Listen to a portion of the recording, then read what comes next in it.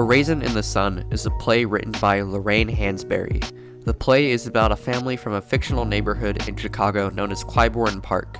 The family consists of Walter and Ruth Younger, the husband and wife, Travis Younger, the son of Walter and Ruth, Benitha Younger, the sister of Walter, and Elena Younger, who is also known as Mama, the mother of Walter and Benitha, and the general grandmother figure in the family.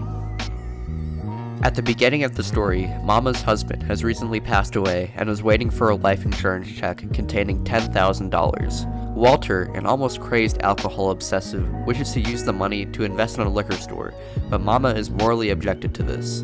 Once they finally get the check, the family ends up in a tense state as to what they shall do with the money, which causes conflict between the family members.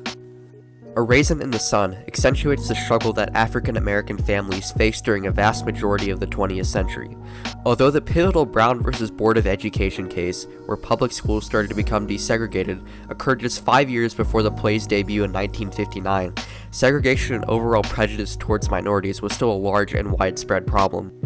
This prejudice is exemplified in the scene where, after looking for a house in a predominantly white neighborhood, a real estate agent comes knocking at their door telling them that they, quote, don't fit in and shouldn't live in the neighborhood, offering financial compensation for living in a more African American dominated part of town.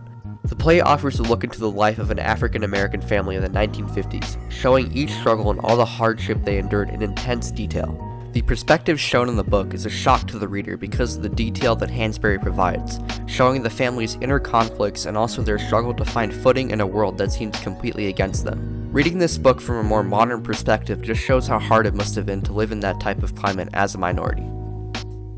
A Raisin in the Sun is an incredibly interesting and raw look into the lives of African American families during a time where they weren't as accepted in society as they are now.